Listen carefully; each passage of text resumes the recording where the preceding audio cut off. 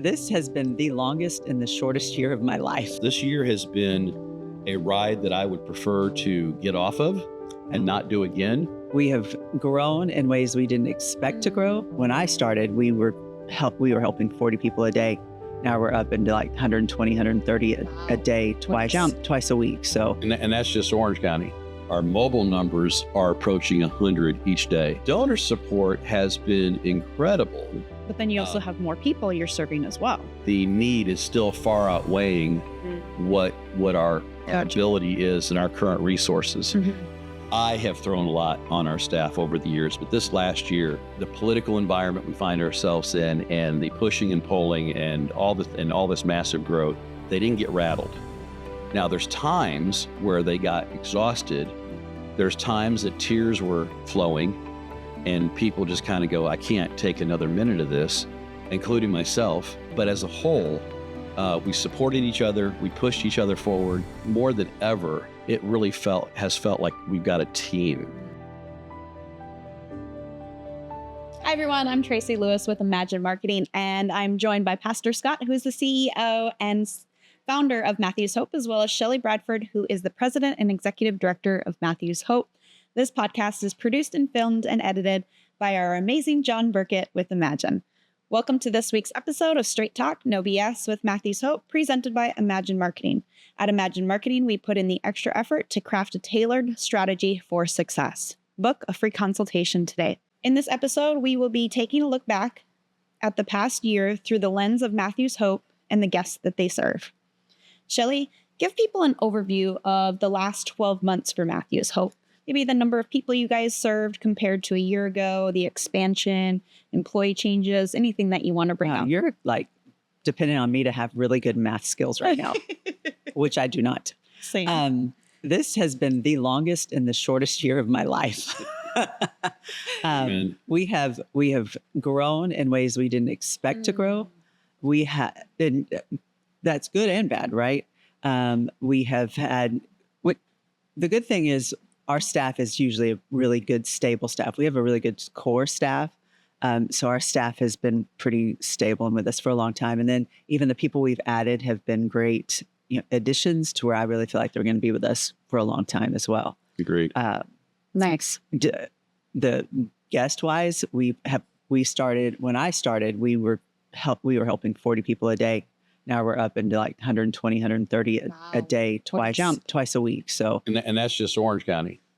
Yeah, that's just Orange County. Yeah. Right. When you throw in Brevard in there, give you an example. Last week we did 167 on a Tuesday and 155 on Thursday. Right. And our mobile numbers are approaching 100 each day. Right. So those, when you compare that to just last year, quite honestly, just last year, it's probably up about 40%. Yeah, that's why I said I don't have math skills. Yeah. No, it's well. Yeah. Leave the percentage. Well, I thought when she asked you that, I'm going, well, this would be good. I'm looking at you like, okay, because I know I can usually rattle those off, and I watch you start going. And how about donor support? How is that coming along? Donor support has been incredible. But again, the worst and the best. This year has been a ride that I would prefer to get off of and not do again. But we have more donors than we've ever had. But I will tell you that what we're seeing, especially this past year, you're seeing smaller donations. You're seeing a lot more people spreading their donations throughout the year, which and in a lot of ways works for us when someone becomes a sustaining donor for us and makes a commitment to a monthly sum as opposed to a larger one-time donation. So again, good and bad. But then you also have more people you're serving as well. Well, Right.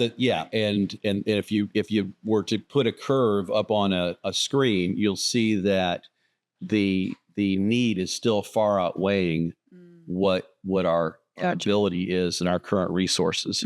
But we've also addressed that. We've been blessed to be given awarded several grants, some small, some pretty significant. And that's an area that we really hadn't touched on in the past. However, we realized that because of the growth, and we've been on a 16-year growth spurt, Right. but because of the incredible growth over the last year, we had to start looking at other sources of income and support. So how has it compared to previous years, the donor support? Well, I think people are more cautious. I think people are right. This year has been, I think, because of politics, quite honestly. And people get mad at me because I talk politics. But look, I'm not. I can care less who's in office. What I care about is what policy looks like. Sure. And right now, a lot of the policies have been up in the air since last January and February of how money is going to be used, what Washington is going to push through HUD grants, which don't affect us typically directly because so little of our funding is taxpayer funded, but it affects everyone around us. Right. So what happens is they either shut down or they go into kind of like suspended animation for a little while. Right. Everybody runs to us. And because of that, the lack of clarity has really got a lot of people in an uproar. A lot of people in our line of work because they don't know what to do next. And I think that's where we have such a advantage is we've not leaned on that support. Yeah. Agreed. Yeah. And I want people to understand, because there was for years, everybody said, and I was the one saying it, we did not take government support. And I realized the government doesn't give any support. In fact, the government is simply a clearinghouse, if you will, for our taxpayer dollars. So we do take some taxpayer funds. It's about 6.2% of our budget currently. But those are usually in very specific areas of our ministry that it's for a project. Gotcha. Okay. But the other side of it is it's even us. We've done everything since day one, really by faith. Yeah. But God gave us a brain also. And then we're also humans. And so, I was laughing yesterday, even I probably made $2 million in decisions in a couple hour area. Mm-hmm. And all of a sudden it came down to what amounted to about a $33,000 decision. And I was stuck. Mm-hmm. And I'm sitting there going, and I'm laughing at myself internally. And I'm sitting there going, Scott, you just committed to do this, and you're going to do that. But so you're stuck here. And the reason I was stuck is because it is so important to me that we be good stewards of everything that's given to us, that I realize in this particular area, and I'll just share people what it is, we are going to develop our own app. That's going to give all kinds of information available to people along to the guests we serve. And it's about a $33,000 commitment over the next year, which is pretty insignificant when you think of $15 million. But it's also something so new, especially for someone, I was sharing with John, our producer, that I'm 63 years old. I'm trying to get apps off my phone. Mm-hmm. But I had to step back and realize that people 40 and younger, and some of them even closer to my age, have not only embraced apps, but they've also been forced to use them. Yeah. So where I'm kind of like on the outer edge of that looking in. And so I have to change my thinking to realize that we got these folks that we're possibly missing. Well, and bringing up the pros and cons and looking at them is a good steward. So it's good. Yeah. And we tried to, but again, when we look at, you also, just even from a personal standpoint, you sit there and when we make decisions now, and we should all be doing this, yes, walk in faith, but God did give you a brain. But as you're making decisions, it's hard to sit there and go, well, do I buy those new appliances? Right. Right now, fortunately for us, just recently, Whirlpool donated all new appliances for our transitional housing for both Brevard County and Orange County. So that's a huge savings to us. Yeah. But we need to replace the furniture. And to replace the furniture for all those units is going to be somewhere around, say, $10,000. And you sit there and go, there's so many ways I can spend $10,000. But the other side of it is I can't really ignore, we're not going to let our housing program, our transitional housing, suffer for being too conservative in how we spend money. Why you guys but believe me, we're thinking about it day and night, and sometimes more often at 2:00 in the morning if anybody wants to know what I do when I sleep. Yeah. So let's revisit some moments that stood out to you guys in the past year. What was the most memorable interaction you had in regards to Matthew's Hope in the last year? Maybe it's with a guest or coworker, volunteer, government. So we actually recently, in the last 6 months, brought on an employee that sounded similar to me. She came to my office. She actually was a family member of mine, and through some circumstances, now we're just friends. But she was here visiting a couple of years ago, and she said, "Someday I think I'm going to work for you at Matthews Hope." And I was like, "Oh, Sounds like you. it does sound like me." I went, "Well, that sounds familiar." And when she decided to move here, she reached out to me, and now she works for us. And she's very good at accounting, which is amazing, as well as she's really good with our guests, and she has such a heart. And I love that, because that was not a side I saw of her before. And it's kind of like your kids. When you see something new, you're like, "Oh man, okay, maybe Yeah. we're going somewhere in the right direction." Right. So Definitely. that's been really neat to see and to watch. And there's always growing pains with a new employee, but in the whole big picture, it's been really neat What a blessing. to see that. That's good. It's always fun to watch our folks blossom in ways that you just really, I don't know if it's fair to say you didn't expect. Yeah. Because that might suggest that they didn't have the ability, but that's not the case at all. It was really come down to it. I wasn't even thinking about it, and all of a sudden you go, they can do what? Yeah. They did, and we have, the type of organization Matthews Hope is we look a lot bigger than we are. We're somewhere between 43 and 45, 46 employees at any given time, between two locations. And once you take out the nurses and the teachers and the shop people, it comes down to about 8 or 9 that are involved in the day-to-day ministry of things. But you kind of got to be willing to change hats quickly, because it's a very fast-moving environment. And if something needs to be done, CEO means nothing. Quite honestly, if the toilet needs to be washed, the toilet needs to be washed. That's what we do. Right. And that's kind of an expectation from all our folks. But to see them actually be able to do that without even you saying, "Hey, we're turning to the left," they just almost just kind of anticipate where we're at, and everybody's turning to the left before I even said we're turning to the left or we're turning to the right, whatever. So that's pretty cool to see. That's really cool. Yeah. What was the most challenging moment or situation for you in the last year? I know you've had all my plenty. questions. The audit. The audit is always the most challenging. This is so funny. From the day I took this position, and I was in charge of making sure our solicitation of contributions gets filed correctly and all that. That has been the biggest stressor of my life. Yeah. Every year. And every year Scott's like, "It's not a big deal." I'm like, "To you?" It's because Scott's not doing it.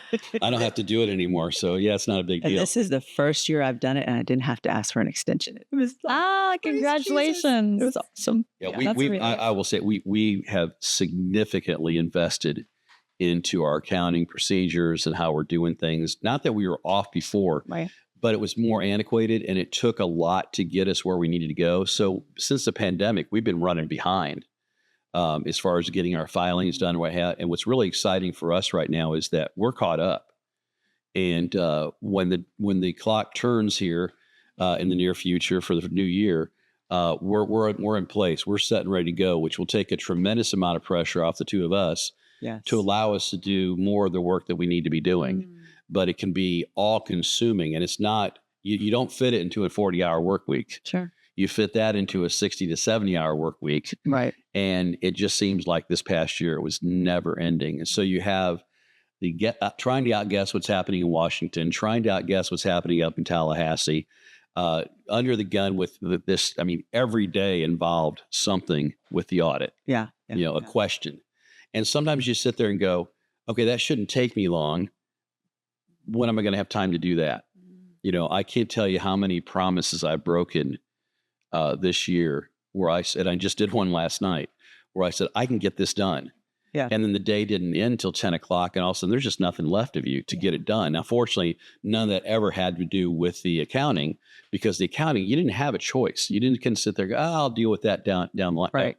We have to do this right now. So I'm looking forward to getting out of that as well. Right. And that's where I say, the the hires that we've made has really made a difference. They've been How helpful spectacular. will that be? Yeah. Really, really good. And the other thing I'll say to you is that someone asked me the other day. They said, Scott? What's the hardest part of your job?" And I said, "Here's the funny part: the work we do, the mission that we have, the ups and downs are just part of it. But I said the most difficult part, and the part that drains me the most, is dealing with the general public at times, trying to get them to understand the false narrative that's been sold to them." And it's exhausting because usually that happens at the end of the day when we're going to social media and you have people write some things that there's just no truth to it at all.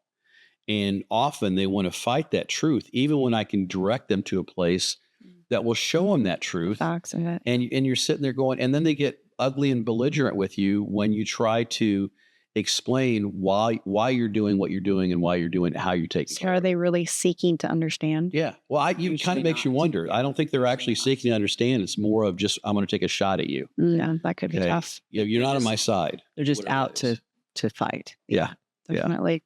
It's exhausting. Oh, I can't imagine. I've seen you guys happy. I've seen you guys cry. Can't imagine the roller coaster that you guys go through. What are you most proud of in regards to Matthew's Hope over the last year? And I mean, sure, so much, Right. The buses are exciting, but it's also really scary for me because to me it's a logistic management skill Yeah. that we have to put into There's place. a lot of nuts and bolts. It's to that. exciting. I'm proud that we actually pulled the trigger and we're doing something about it. We're doing something about the unsheltered. We're doing something about not having, where people just don't want shelters in their backyard. You're not going to have that. So I'm very proud of that. But it's also And it's a scary. small step, and it is. It's not the answer. It's another, when you look at Matthew's Hope as this umbrella, Yeah. and you've got medical, and you got mental health, and you got Montessori preschool, you have the mobile outreach, you have the outreach days, I can keep going and going and going. And we just threw another one in there that is logistically, there's a lot of pieces that have to work out just right for it to make sense. I think what I'm most proud about is that we have thrown a lot at our staff. Let me take that back. I'm going to not blame this on her. I have thrown a lot on our staff over the years, but this last year, with just the political environment we find ourselves in and the pushing and pulling and all this massive growth, I'm really proud of our folks, the way they didn't get rattled. Now, there's times where they got exhausted. There's times that tears were flowing and people just kind of go, I can't take another minute of this, including myself. But as a whole, we supported each other. We pushed each other forward. And more than ever, it really has felt like we've got a team, Yes. a team that's rowing in the same direction, understanding my mindset is a gift in itself. Shelley's figured it out, and somehow she's figured out how to get the rest of the other 40 some odd people to go. Maybe they're just saying, maybe she's saying this when I'm not around. Just trust me, I'll handle They're Scott. following her lead. Okay. But yeah, I'm thinking this is probably what's really happening. Just trust me, I'll handle Scott. You There are just go. times. Okay. But I'm a vision guy. I've never hidden that. I don't say that like, look at me, I'm a vision guy. I'm saying I've been told that enough, and you sit back a while and you go, well, I've done this. Yeah, I guess I am. But to make those visions, those desires, those things that God puts on my heart come to fruition, you've got to have everybody paddling in the same direction. Sure. And then you got to figure out how do you get your outside partners to paddle with you. And so it's been a lot, and we've thrown a lot at them, but I'm super, super proud of our folks and the way they've handled themselves. So, I mean, the fact that you're the vision guy, we have to have that. Absolutely. Just like we have to have, That's my hope. I'd like to stay employed a little longer. and then we have to have the logistical people, the people who think about how are we going to make your vision come to fruition. Yeah.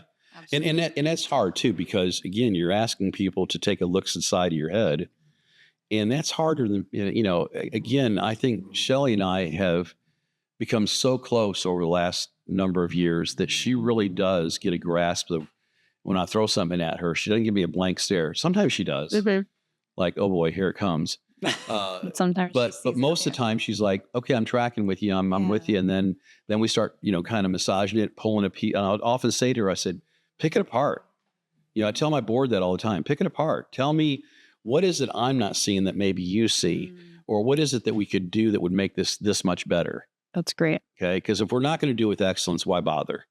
And so when people say, well, that looks like what somebody did, and I go, I want to say so bad. Well, you might think so, but wait till you see it from the inside, because we just took it to a whole nother level. Right. And you can't take it with a whole nother, one guy can't do that. Yeah. Okay. Leadership is so important in what we do. Yeah, very much so. Love that. What's the most inspiring interaction you've had with a guest in the last year? I know we've had many guests on the podcast and they're all so inspiring and just so amazing. But does someone stick out to you, and why? There's so many. That'd be so. It's been amazing kind of like, year for that. Why you're asking me to pick my child? Yeah, That's very true. It is tough. I mean, how about it just an interaction, not necessarily a person, but maybe just a story you heard or a journey so we could talk about Jacob and how, he got his hearing aids and how that's changed his life. And he's such a light all the time. We could talk about, we have a new girl in our program that actually started at Brevard. Yeah. And then decided she'd had enough and went into rehab.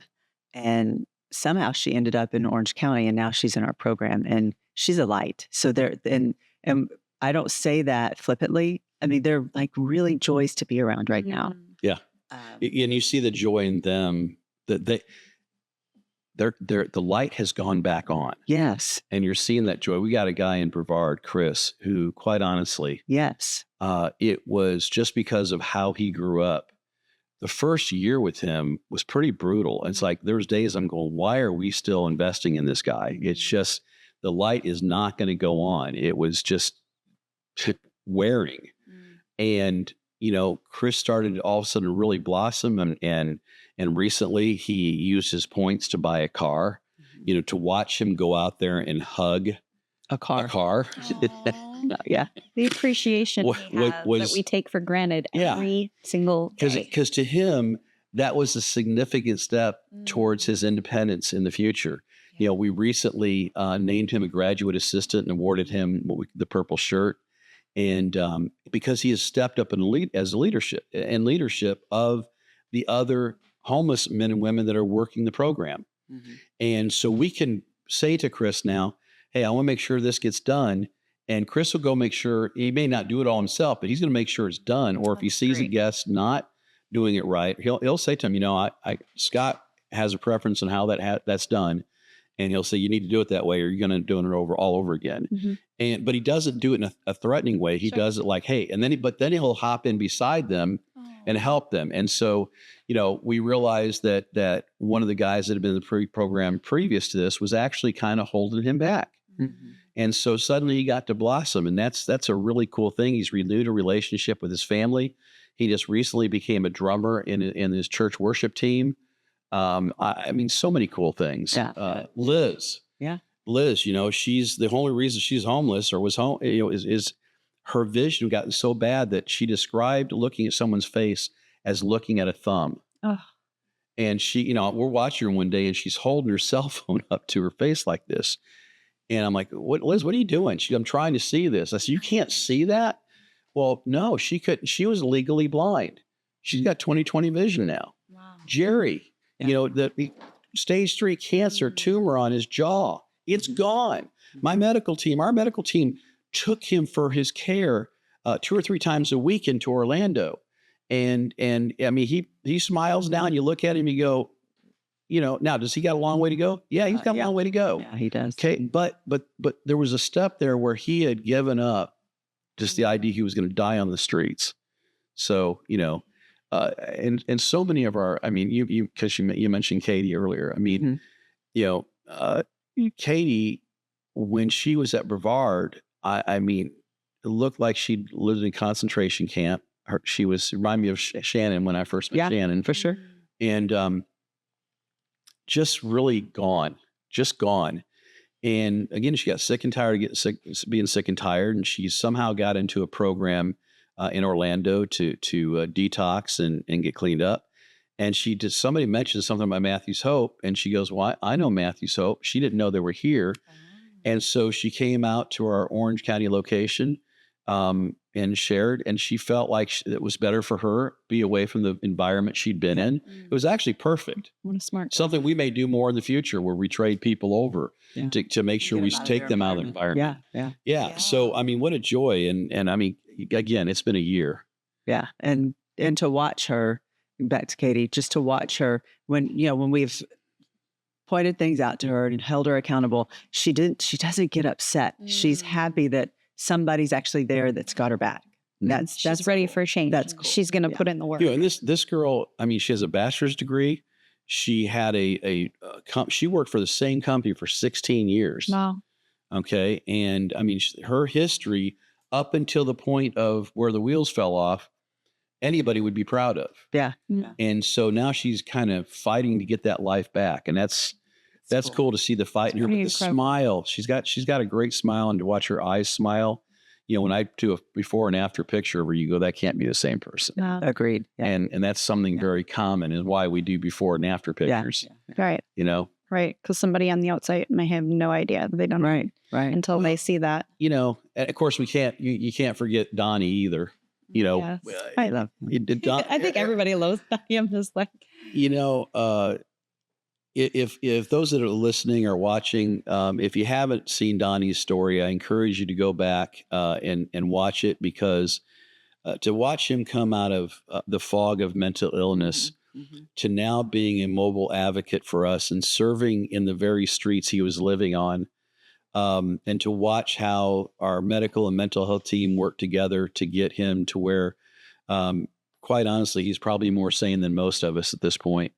And he's such a sweet soul, and he has spoken at several churches. About his story and coming out of this fog, and it's incredible to watch and then hear the responses from people. So I usually say, hey, Donnie was at our church, or Donnie spoke to our group, blah blah blah, and talk about how much they love Donnie. It's like, yeah, Donnie's a hard person to not love. It was funny because I remember when Charlene first put eyes on him. She said there's something about him. And to be honest, there was days I was ready to go again. I don't know that we can invest any more in this. And so I guess the good news is we don't give up easy, because there's several people we've spoken about that if we gave up easy, we would not be. Personally, my heart's pounding right now of joy, because it's kind of like, wow, and we're not even named. It's not, the sad part is when you do this is you're not going to name everybody. Well, right. And I'm sitting here thinking, Sherry is about to get a house, Yeah. And so there's so much, like I said, it's like choosing your favorite child. Yeah. They're all my Sorry favorite. to do that to you guys. Yeah. They're all my favorite sometimes. Yeah. Sometimes you want to put them in the corner. They're like your kids, you know them. Very much so. And I think that, I can't speak for Shelley, but I think she'll say the same thing, because I know how she talks about my kids, my people. And, I've often said I feel like I'm daddy to a few thousand homeless people, because the way the relationship towards the end becomes, it's almost like a father and motherly figure that you're encouraging them, and they want to please you. That's not their main goal, but they want you to be proud. Yeah. And I think sometimes because of the way people grew up, many of our folks have had rough childhood that contributed heavily to their becoming homeless. And suddenly there's people there that are saying, no, you can do this. Or I'm proud of you, or look what you did. Because a lot of times they'll say, oh, thank you. No, I said, no, you know what? We just walked with you. You did the hard work. And that's just true. We can't do it for them. Yeah. Right. And we can't want it more than they want it. They have to do that. And then we can be the cheerleader. We can help open the doors of opportunity and those kind of things. But ultimately, it rests on them. And it's just I feel like it's a reminder that we need to share with people to be kind, because we don't know their story. And just that one word, or that one look, or that one, action towards somebody could break them. Right. and just add to that hopelessness. Yeah. Mhm. Where all they need is just somebody to look them in the eyes and be like, hey, I'm here. Yeah, that look in the eye, a direct look in the eye is all the difference in the world for some of these folks, because a lot of people, when we first meet them, they can't even look at you. Hmm. They're so beaten down, and they are fragile. And walking that line of grace, and also there's times where we got to come down pretty hard. Yeah. But even then, it's out of love. It's out of desire for them to have the life they deserve. I don't think anybody owes anybody anything. I don't think God owes us anything. At the same time, I do believe that we deserve the right to have a good life. Yeah. And that looks different, because a lot of times, I get asked, one of my questions I hate the most is what's your success rate? Mm. And what I respond now is it's 100%, because I can tell you that everybody that crossed our path left better than they came. Mm. Okay. Yeah. And if they left with less, it wasn't on us. It's because Right. they chose that's all they wanted or thought they needed. Mm. Because we're going to walk with you through the storm as long as we have to. For some people, they're just not ready, even with you holding their hand, and you've just got to be willing to sit there and like a parent, not enable, and sit there and goes, that's you made that choice. You're gonna have to live with it. Yeah. Yeah. So if you could sum up the last 12 months for Matthew's Hope in one word, I know this is another hard one. What would it be for each of you? It can't be the same. You go first. Tornado. That's I just recently saw The Wizard of Oz at the Sphere in Las Vegas, which is, by the way, got to go see this if you haven't. You'll think you never saw Wizard of Oz before.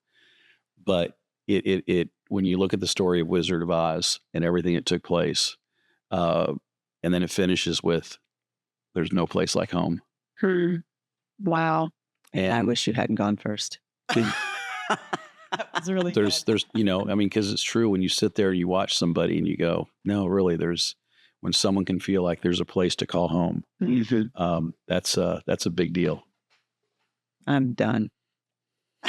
I can't okay. top It that. can be the same. That's good.